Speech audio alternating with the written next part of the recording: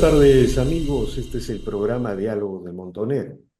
Hoy queremos reflexionar sobre un tema que no tiene que ver con la política, que no tiene que ver con América Latina ni con el Perú, pero es un tema que atraviesa al mundo, que atraviesa sobre todo a Occidente como cultura, como modelo de sociedad.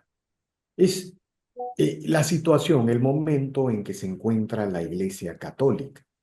Como todos sabemos, el Papa Francisco está un poco mal de salud y sin caer en extremismos, Occidente, las sociedades occidentales tienen que discutir o tienen que enterarse o tienen que informarse sobre cómo se produciría una eventual sucesión del Papa.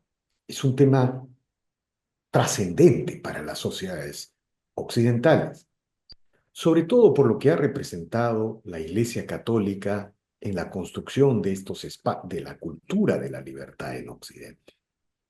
Sin la influencia cristiana en Occidente, al margen de que uno sea creyente o no, no se explicaría, por ejemplo, la idea de un contrato social en Occidente. No se explicaría la idea de que la sociedad controla al Estado. Son temas profundamente filosóficos que a veces se cruzan con los temas teológicos. Y por eso es importante reflexionar, conocer, informarse sobre qué es lo que está sucediendo y lo que podría suceder en la Iglesia Católica, que por cierto, los historiadores señalan que en cuanto a su sistema organizativo, en cuanto a su protocolo, en cuanto a sus procedimientos, ha reproducido o ha replicado directamente las grandes líneas institucionales de Roma.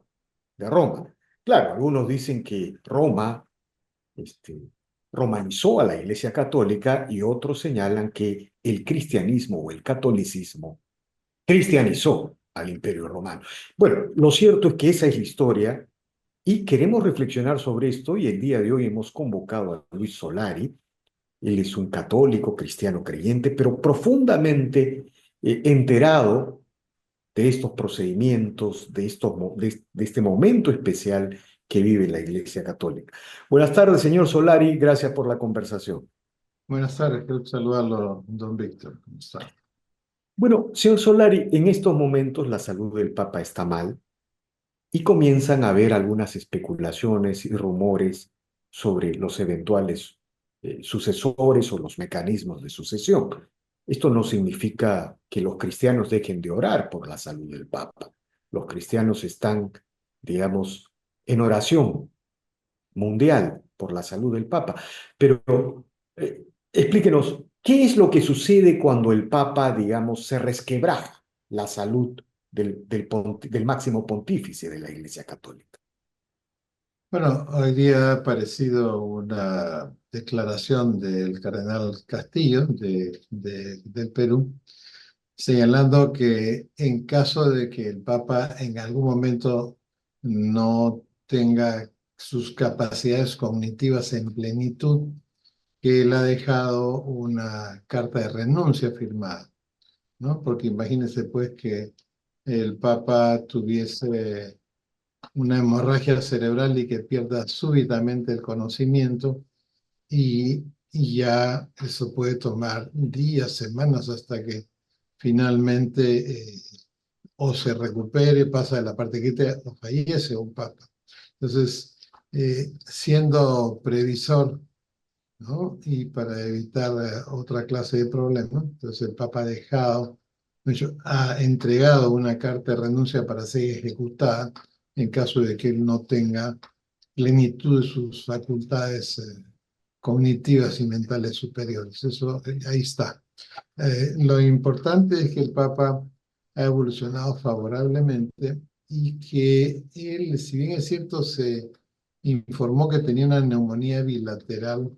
Las neumonías bilaterales suelen ser virales y se complican obviamente con bacterias. Después le encontraban varias bacterias y ahí está en idas y venidas. Y eso es lo que toma más o menos una persona de 88 años con una infección viral complicada con bacterias. Tiene 27, 28 días hospitalizado y significa que la primera posibilidad es que el Papa salga adelante de esta situación. Lo que sucede es que a los 88 años su salud va a quedar resentida, sus capacidades físicas van a estar modificadas definitivamente y que regresar, como le llamamos nosotros, ad integrum, a todas sus capacidades físicas, porque las mentales están bien, eso podría tomar una rehabilitación entre 2 a 4 meses, ¿no? Para verlo otra vez Ahora, exactamente igual como lo vimos. Entonces, en este momento, digamos, el riesgo de que el Papa pudiera presentar una renuncia muy cercana porque pierde facultades cognitivas, eso no va a suceder. Lo que puede suceder es que él, viendo estas limitaciones físicas de no poder viajar, de no poderse desplazar, él tome la decisión de presentar una renuncia como la consecuencia del estado físico en que quede posteriormente. En ese doctor, caso, en el momento que se activa la renuncia, se declara la sede vacante. ¿y quién asume la jerarquía eclesiástica mundial? El secretario. Exactamente igual como en la película Cónclave, el Camarlengo. Él es el que está encargado de ejecutar la elección del siguiente papa. O sea, el Sí, procedimiento que hemos visto en la película está reflejado al pie de la letra es de el lo que... secretario de Estado del Vaticano, si no me equivoco. No, no, el que esté designado a Camarlengo. En el caso del Papa, honestamente, no se puede usar un cardenal de toda su confianza. Podría ser el obispo emérito de Chiclayo, que es Monseñor Prevost, que él es, él es el prefecto de la Congregación para los Obispos y además es el presidente de la Comisión para América Latina. O sea, el Papa el año antepasado le hizo una elección muy rápida. En marzo lo designó, en abril asumió los dos cargos y mucha gente pensaba que, bueno, uno será transitorio, el otro será definitivo, el Papa decidirá en cuál lo confirma y en cuál no. Lo dejó y en septiembre de ese año inmediatamente ya fue elegido cardenal, o sea, un fast track verdadero, ¿no? Y ha mantenido las dos Y cuestiones. Podría ser, honestamente, yo no sé quién es el Camarlengo que estaría a cargo de todo este proceso que hemos visto tan bien detallado y tan bien explicitado en esta película Cónclave, ¿no? ahora, doctor Solari, ya que ha hablado usted del obispo de Chiclayo, ¿no? Se vocea con mucha fuerza su condición de candidato a sucesor, de papable, ¿no? ¿Qué otros nombres se están barajando en la iglesia? En realidad no es un tema de nombres ni de personas, vemos cuáles son las tendencias. Por ejemplo, el Papa Francisco, todos sabíamos que las posibilidades de que este tiempo nuevo, ¿no es cierto? No es que la política está afuera. Yo dicté un curso de política en la doctrina social de la Iglesia que era 33 horas, y cuando yo tenía que hablar de un tema, yo no hablábamos ahora del tema, a ver qué dijo fulano, qué dijo Mengano. No, no, no, esto no era una clase de derecho. Y lo que yo hacía primero, hacía la biografía del Papa a la hora de hablar del magisterio, de Juan 23, biografía y el contexto histórico en que este Papa nació, creció, se convirtió en sacerdote, en obispo, luego en Papa, y cómo esta biografía calzaba perfectamente con lo que sucedía en ese momento. Por ejemplo, el gran cambio, ¿no es cierto? Las migraciones internas, el cambio tremendo del campo a la ciudad de los 60 con la cuestión internacional, la Guerra Fría. Pablo VI era un papa que venía de una familia con recursos económicos y que toda su formación había sido en relaciones internacionales. Él había tenido varios cargos en la Secretaría de Estado. Cuando el Papa Francisco va a ser elegido, ya ha sucedido pues en el mundo la caída del muro de Berlín, el desplazamiento de la economía hacia el Pacífico, es decir, América Latina había pasado a tener de una posición geográfica, pues ahí, ¿no? No, a Ujú. tener una posición geoestratégica totalmente distinta, al extremo, que a la hora que el puerto de Chancay ha abierto la primera gran ruta naviera del Pacífico y Doctor del Soler, hemisferio pero sur, le digo, en ese momento América Latina está en otra situación. Entonces, cayó pues un papa latinoamericano. Ahora mirando las tendencias, el próximo papa probablemente podría ser o africano o estadounidense, ¿no?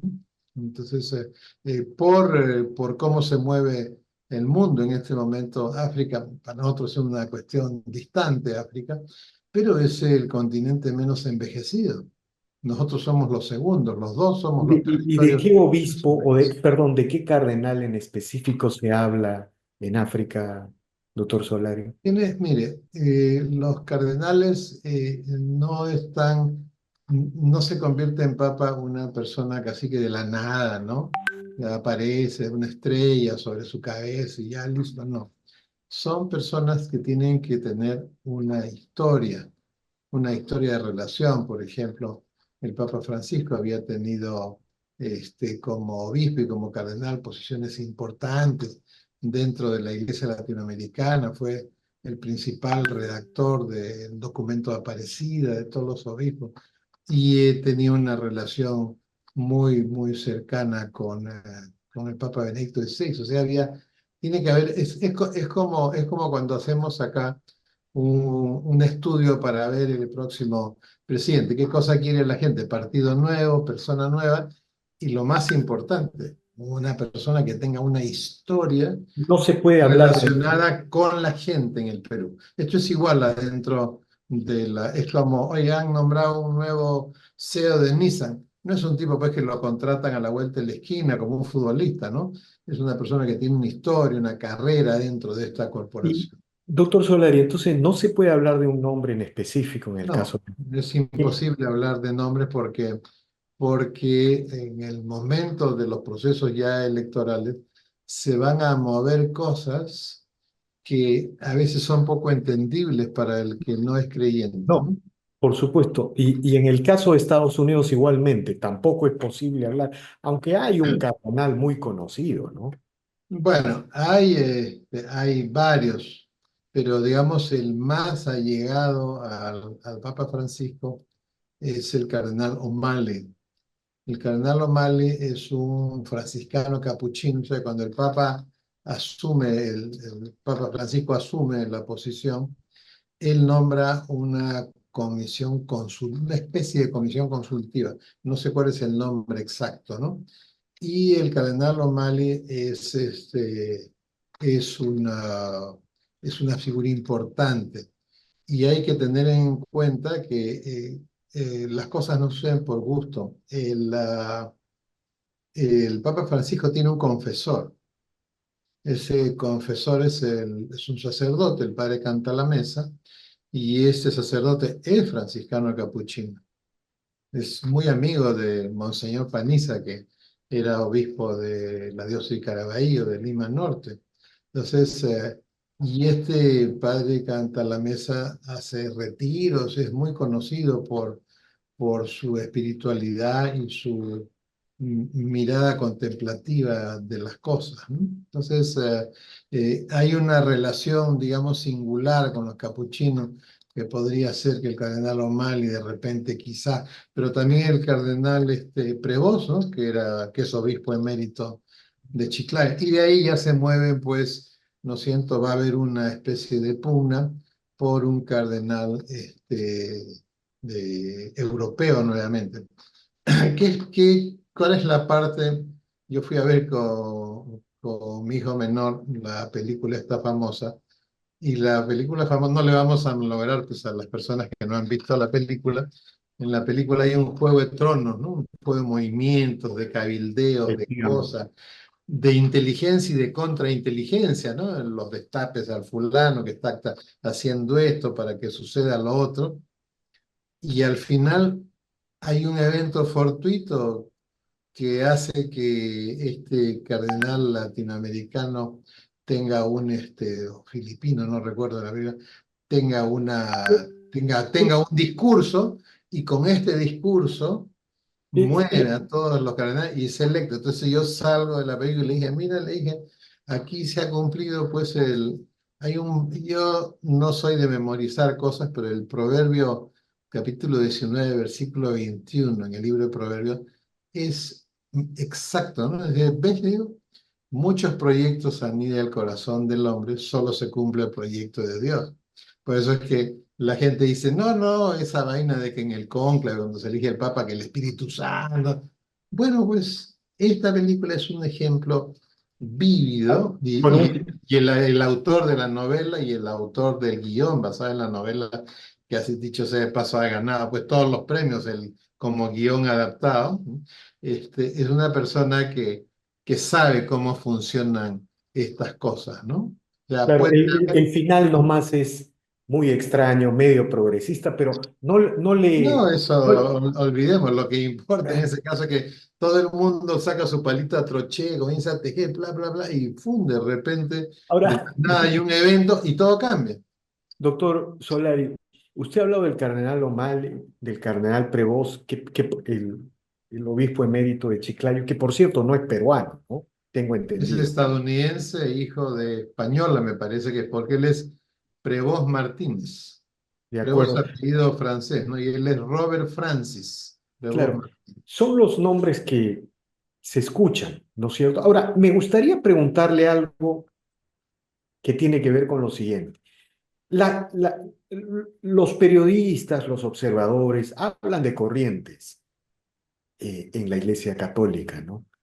Bueno, Juan Pablo II fue una corriente muy clara, muy precisa. Eh, este, Francisco es otra corriente.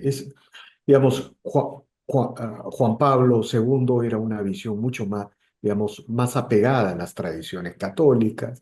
Se podría decir que el Papa Francisco es más progresista, más inclinado hacia las izquierdas. Este, ¿cuál es, cómo se avisora la elección del próximo Papa a la luz de estas corrientes, de estas interpretaciones de la revelación? Más que las corrientes ideológicas humanas, hay que mirar en este momento el mundo en su conjunto. No nos olvidemos que los premios Nobel de Economía del año pasado les han dado el premio por decir que la democracia no está funcionando. O sea, no es una teoría nueva sobre el crecimiento, el capital, no, no. Han dicho, mire, la democracia no está funcionando. Y yo he citado, hay una Acemoglu, el que es uno de los premios Nobel, él tiene un artículo en una plataforma que el que no ha escrito en ese artículo no ha escrito nada, no recuerdo el nombre en este momento, en junio, julio del año pasado, en Estados Unidos, y él dice, ¿no? Bueno, los partidos de centro izquierda y de centro derecha se han olvidado de la gente, ¿no? Un poco lo que le pasó a Biden y lo que le ha pasado a Trudeau. Ganan una elección y gobiernan solo para sus votantes, ¿no? Y con Biden y con Trudeau se ha cumplido lo que decía Kennedy. Se puede ganar con la mitad, pero no se puede gobernar contra la otra mitad en contra. Por eso es que le gana Trump y por eso es que cae Trudeau. Y Trudeau hubiera sido sustituido por uno de centro derecha si no hubiera sido por la ayudada que le ha dado Trump a los nacionalistas de izquierda.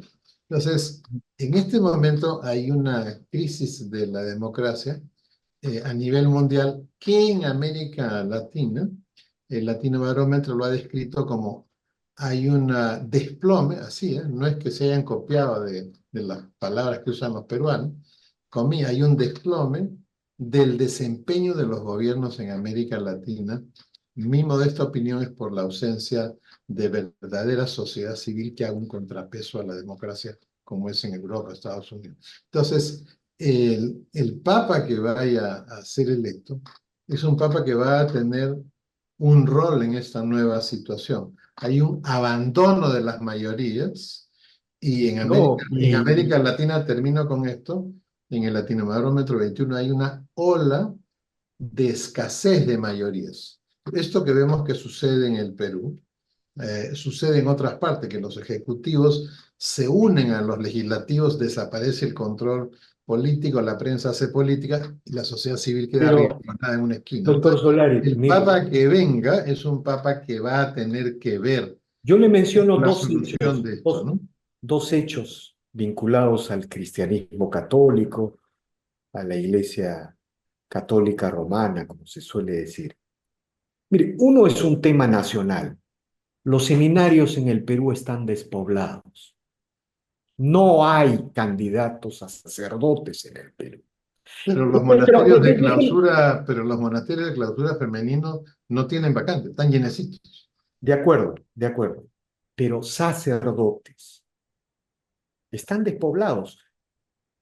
Sucedía todo lo contrario en la época anterior, que estaban excesivamente poblados. Hay dos o tres seminarios que tienen, en los otros seminarios hay dos, tres, hay una escasez, no hay futuro para la iglesia si es que no hay sacerdotes. Y lo digo no como creyente, sino simplemente como un observador, como un analista de una institución vital. El otro asunto que le quiero plantear es la masacre de cristianos en Siria. Brutal, brutal, inaceptable, inaceptable.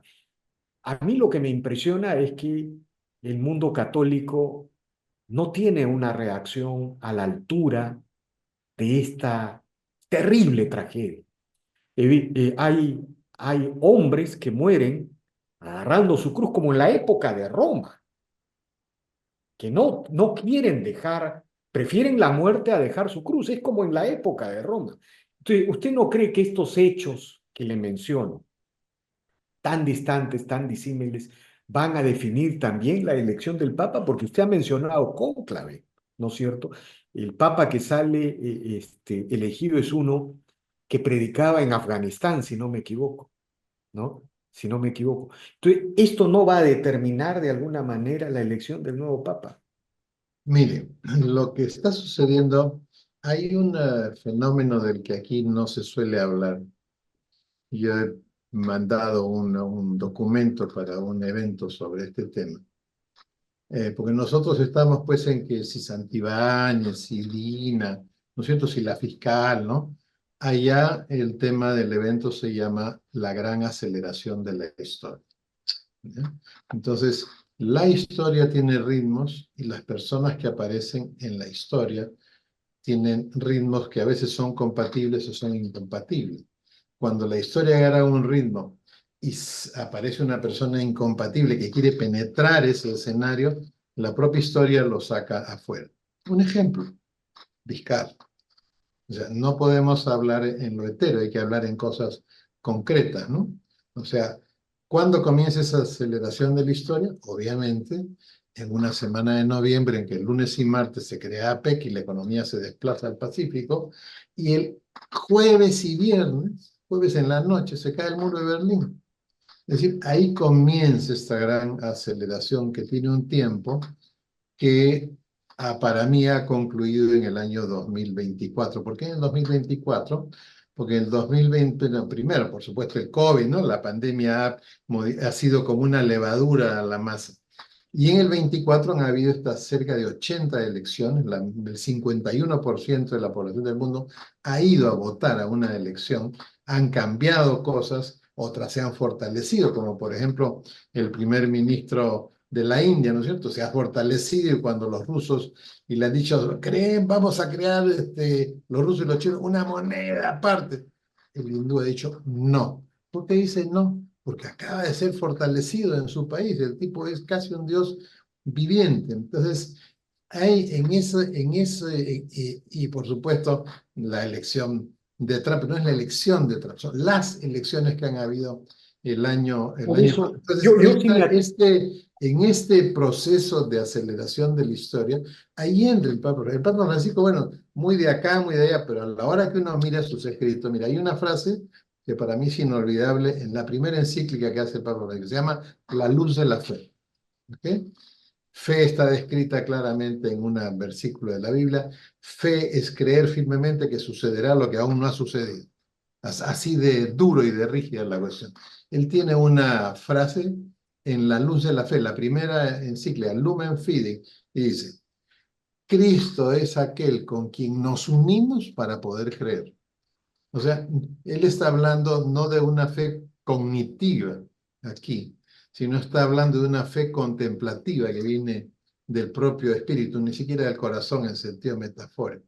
Entonces, él es un contemplativo que se convierte en papa y que le toca esta aceleración de la historia. Entonces, yo le garantizo que ha escogido al 75 a 80% de los cardenales que van a elegir al próximo papa y y ha tenido en cuenta este proceso que estamos viendo. Ahora que hemos comenzado el segundo tercio de esa gran aceleración de Dios, o sea, ¿cuáles son los grandes aceleradores? O sea, la caída del muro, esta cuestión, el COVID y el año pasado la inteligencia artificial. No como un avance tecnológico, es tal, y usted lo sabe bien porque usted es un estudioso, la cantidad de conocimiento nuevo, la velocidad con que se produce, la necesidad de especialistas, subespecialistas, etcétera, etcétera, ha hecho que los dos grandes núcleos de poder en conflicto, que son China y Estados Unidos, han invertido en inteligencia artificial porque ni su más pintadito CEO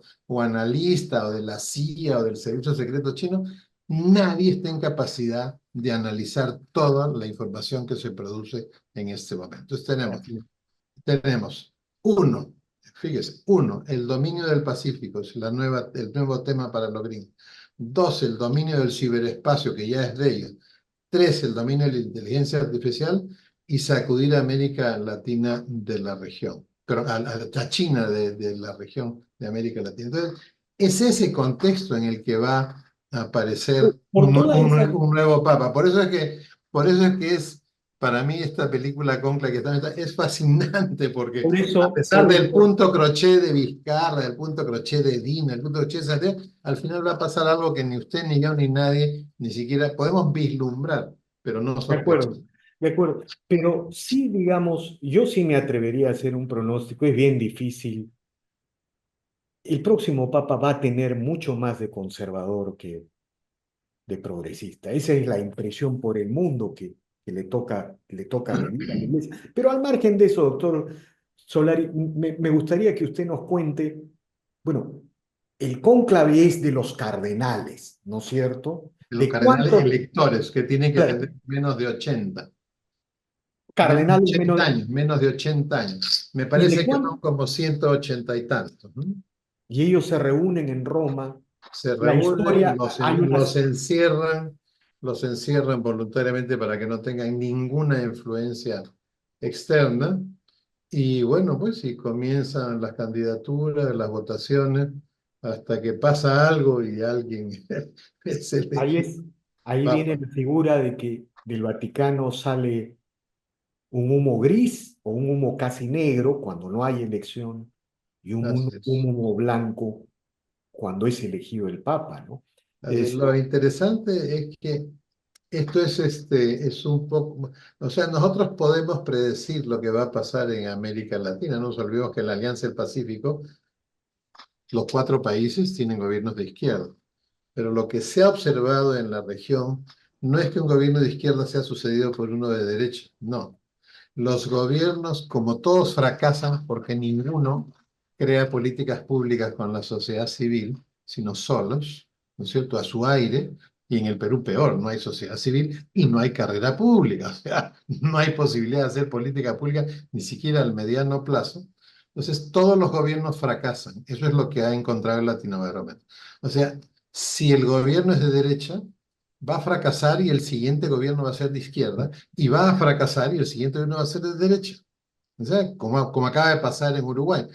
Todos sabemos que después de Boric va a venir un gobierno de derecha o centro derecha en Chile, en Colombia, y México es un caso excepcional, ¿no es cierto? Donde un gobierno de izquierda ha sido sucedido por uno de izquierda, a pesar del fracaso social de todos los gobiernos en América Latina. Entonces, yo creo que esto que han señalado no solamente los premios Nobel, hay un informe del Banco Interamericano de Desarrollo, tiene un observatorio sobre políticas públicas y ha dicho, los estados latinoamericanos, y Acemoglu del primer, dice, los estados mundiales, la democracia mundial no está escuchando las necesidades de la gente para que sean resueltas y los gobiernos hacen lo que creen que deben hacer y no lo que debe ser hecho, ¿no? De acuerdo. Esta situación significa que el pastor que suceda a Francisco es un pastor que va a tener que alzar su voz en esta nueva, que yo la he bautizado como las crisis de la gran crisis de las diferencias. Las diferencias, en vez de atenuarse, como debiera ser en una democracia, las diferencias se están acrecentando. Y tiene que haber alguien que no va a ser, digamos, en lo humanamente entendible conservador, sino que va a ser un conservador. Lo que pasa es que la gente no conoce fuertemente. No hay nada más rígido, más duro que la doctrina social de la iglesia. Por eso digo, cuando usted escucha a un social cristiano que el social cristiano es de centro derecha, esa persona no tiene idea de lo que es social. ¿Por qué el social No, cristianismo? no, Porque el sí, de social hecho no. cristianismo, te permite ver, ¿por qué es de centro? Porque toma cosas de la centro derecha como la propiedad privada y toma cosas de la centro izquierda como la justicia social, la no discriminación, etcétera, etcétera, etcétera. No se De olvide usted acuerdo. que, mire, Monseñor Turley, que era el obispo de Chulucá, ¿no? Odiado pues por los empresarios por el caso Majás, que el tipo es ultraconservador, pero no puede apartarse de la denuncia. O sea, el anuncio es una cosa, pero anunciar y silenciar ante la denuncia, eso no está en la doctrina. O sea, por eso es que un verdadero sociedad cristiano es una persona que es un conservador revolucionario, para ponérselo en términos, No, entre aquí comillas las dos, ¿no? Entre comillas las dos. yo recuerdo mucho un texto de Gramsci, se llamaba La formación de los intelectuales. En este texto él señala, él manifiesta su admiración, pero es casi una admiración, un embelesamiento por cómo se organiza la Iglesia Católica. Él dice, por ejemplo, que la Iglesia Católica tiene arriba a sus doctores y abajo tiene a sus sacerdotes que convierten la doctrina en sentido común para el pueblo a Bueno, través... Gramsci no ha entendido cómo Pero funciona la iglesia. déjeme contarle. Y luego al final él dice, cuando los comunistas imitemos la organización y la heroicidad de la Iglesia Católica, habremos triunfado. Eso lo dice en la formación de los intelectuales. Pero yo me he dado cuenta, la izquierda ha llegado a la Iglesia Católica. Y ¿sabe qué? Le voy a evitar el problema, no voy a mencionar nombres, ¿ya? Pero hay sacerdotes que antes que seguir la doctrina social de la iglesia son marxistas, ¿ya? Pero no han podido controlar a la iglesia por eso precisamente que usted dice. El núcleo duro de la doctrina social de la iglesia, el vínculo con la revelación, es demasiado fuerte. Y probablemente, Mire, miren, toda la iglesia, como le digo, y eso lo sabe todo el mundo, hay personas con fe cognitiva, que es la gente que cree que leyendo, estudiando, ahí crece la fe, y personas con una fe que le llamamos adentro de la iglesia contemplativa, que es que viene del Espíritu. Y cuando se dice que la fe es un don o es un obsequio, no es que uno va a buscar una mina de oro y la va a encontrar. No. En algún momento hay eso que se llama el encuentro con el Señor y se inicia la conversión. Y esa conversión automáticamente lo convierte a uno en discípulo y en misionero. O sea, ya uno, eso está explicado profundamente y lo invito a que le eche una leída, a usted que le encanta la lectura, pero no es una lectura tipo prompter, ¿no? Usted lee y saborea. Usted es un filósofo, nacido filósofo. Yo soy gracias. nacido filósofo. Y hay que leer es el capítulo 14, 15 y 16 del Evangelio de San Juan, que se refiere a la última cena. Entonces, ok, instaura la Eucaristía, le lava los pies a la humildad, cree el sacerdocio ministerial, pero la mayoría del texto no se refiere a eso. La mayoría del texto es la promesa del Espíritu Santo. Esa es la mayoría. Entonces, eso que está ahí, eso le sucede a miles de personas dentro de la Iglesia Católica y fuera de la Iglesia Católica, ¿no? De O acuerdo, sea, doctor. y no es una cuestión que uno tenga que ir a buscar con un pico y una lámpara. Simplemente sucede, ¿no? Así Y es. se lo cuento testimonialmente porque yo he sido ateo converso. Entonces yo sé lo que es tener fe cognitiva, sé lo que es rechazarla, ser ateo, y sé también cuando a uno le tocan la puerta y uno tiene que decidir, ¿la abro como una rendija o la abro de par en par?